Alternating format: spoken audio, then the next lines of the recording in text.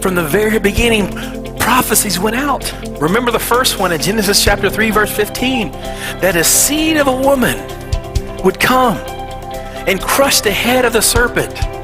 From the very beginning of the Bible, the Jewish people have had this faith that this Messiah would come and bring deliverance. And now, Zechariah has had this revelation. He's here. The one we've hoped for is here right now. And he's prophesying through the Spirit of God, confirming that to be true. Now, this is how I check myself. This is just me.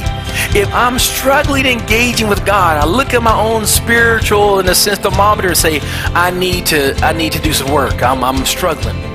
If I don't like getting in God's presence, if I don't like praying, if I don't like reading, if I don't like spending time with God, I'm like, okay, something wrong with my thermometer. I need to fix that because I need to make some adjustments because I want to freely love and freely worship God.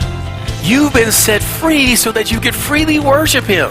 Now, when you don't want to worship God and you don't want to be in His presence, that's not an indictment or a condemnation. It should be a wake-up call.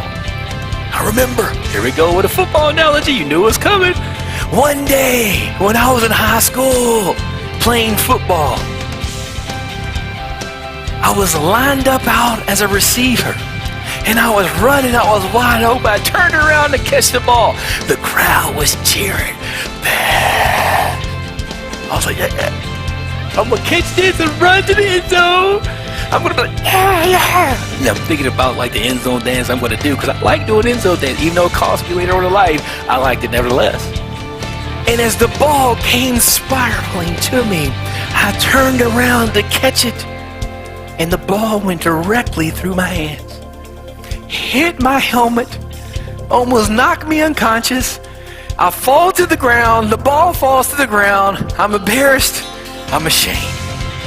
I run to the sideline, and the coach tells me, you're better than that.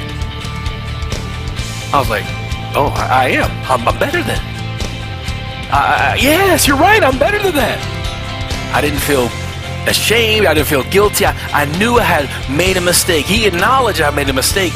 I was better than that, and I made sure that never happened again. When God says, you're off here, many people say, God, don't make me feel bad. Don't hurt my feelings telling me I'm wrong.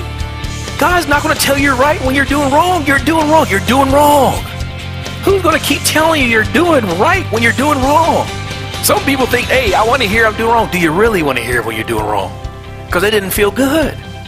But remember, God will make you feel bad so that you will eternally feel good. But if you could deal with the rebuke or the correction from God, you can get right. I used to play sports and I got corrected every Monday watching film. And they do it in front of everybody. They're like, Baz, what are you doing right here? Well, look at your feet. Baz, what are you doing? Were you afraid to hit him, Baz? Come on, Baz. Come on, Baz. And people and other players who were kind of like jealous of me, they would look at me like, I could have done that. Put me in there, coach. And I had to learn over time that I had to make adjustments to my life, to my play. And when you make adjustments, you come out better. You're not perfected yet. You're being perfected. And if you get to the point where you can take someone to say, if you could actually receive it, look, you're off. If you could say, okay, it hurt that you said that, but I'm going to get right, you're growing. But if you never want someone to tell you you're off, how are you going to get right? Understand why God sent Jesus. Understand this life is about worship. For black people, for white people, for red people, for yellow people, for all people. It doesn't matter your age, your nationality, your educational level, your IQ level, your economic level. This life is about worshiping God. People try to make it about economic experience. That's a part of it as well. We are being challenged in every single direction of our life to worship God. How is your worship? Are you worshiping God? Like, is it important to worship Him? You say, well, you know what? I put on my song on Wednesday and during worship, I was really lost in it. I'm like, oh yeah, okay, good. But are you bowing your will to God? When He speaks, are you responding? That's what this is about. If you have a problem obeying God, you have the worst problem there is. That's the only problem you need to resolve. Can you obey God? Sing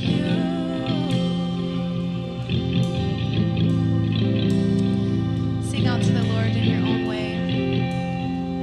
We worship you. Choose to serve God as he wants to be served. Man, we live in a day and time people don't want to be told what to do. Don't tell me what to do. You can't tell me, who do you think you are? That's God. He can do what he wants. I mean, he can say whatever he wants. Who do you think he is? Like, people are saying, God, I don't want to do it that way. God, I want to do it the way I want to do it. And you're in betwixt, as the King James says. You're struggling. Do it God's way.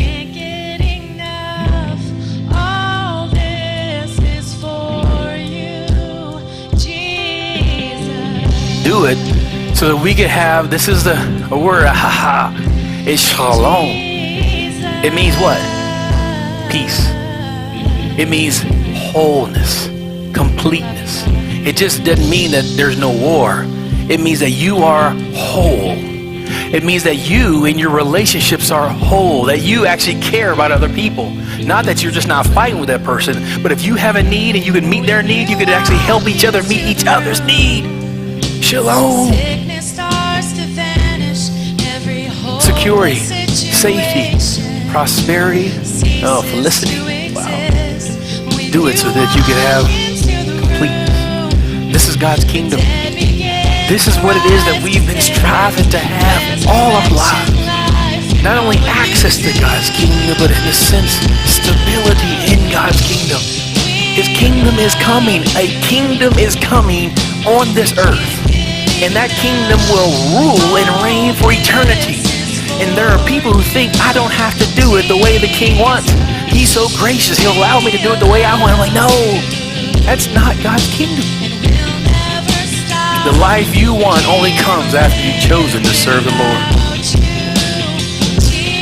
What life do you want? What's it that you're really striving to get out of life? You and your wife, that you're in harmony, that you have the best life ever now. I fixed that up. Yeah. You can have that on earth, but I can't guarantee that. I can't go to the scripture and say, man, you do it this way and this will be the end result of your life here on earth. I can't do that. What I could do is this. I could say, if you surrender your life to God now, you'll have peace in his presence for eternity. We want you.